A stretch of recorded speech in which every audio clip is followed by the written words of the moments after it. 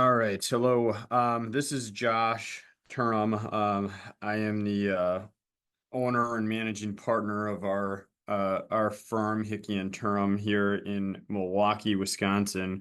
Um, Today, I wanted to spend some time to talk about medical expenses in a workers' compensation matter, mainly because these are driving these cases. And I would say that they're driving the cases either toward resolution or potentially toward hearing or the inability to resolve the claim or settle the claim because of the rising costs and the inability of getting these items paid.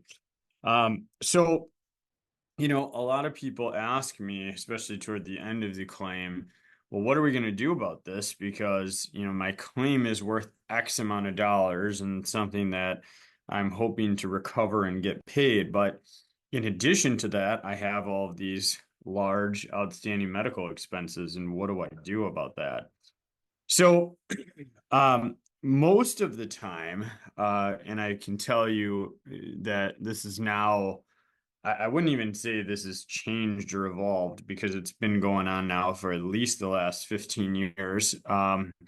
Most of the time, what used to happen is the medical bills that were denied by the workers' compensation insurance company, if the workers' compensation claim was denied, would be sent or directed toward the injured worker's health insurance carrier for payment.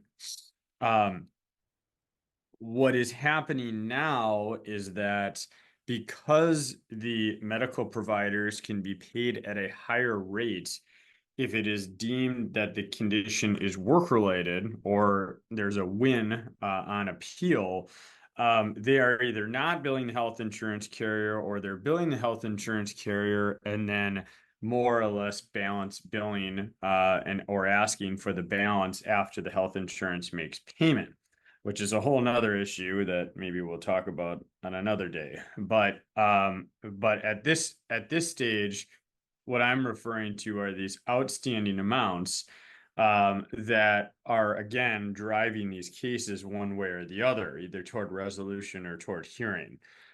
So one of the things that we try to do if we see that there's a large medical bill balance is we try to get out in front of it, especially if it's a hospital system or somebody who we know is going to be difficult in the end. We try to get it submitted to the health carrier or fight whatever appeal that we can to ensure that those balances are paid or at least partially paid by the health insurance carrier. Um, but the question, of course, becomes what do we do if the health insurance carrier doesn't pay and there's this large outstanding amount?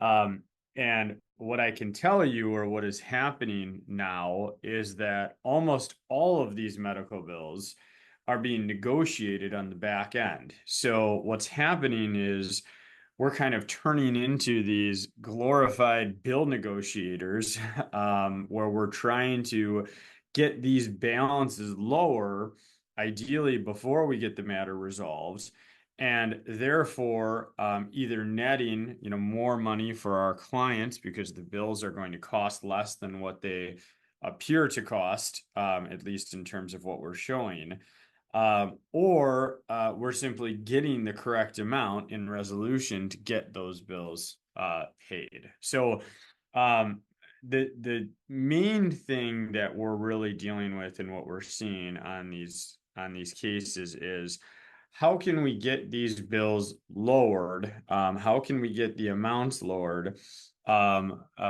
before ultimately either resolving it or ultimately proceeding to the hearing?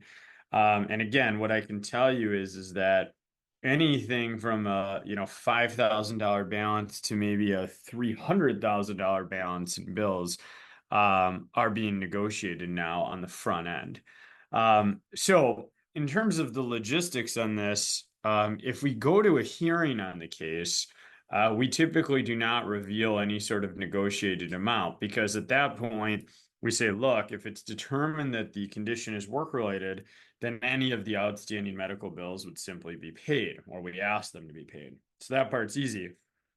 But if we're able to settle the case, what we'll typically do is we'll actually direct an amount of the settlement to our firm's trust account for liquidation, or I should say payment of the negotiated medical bill balance.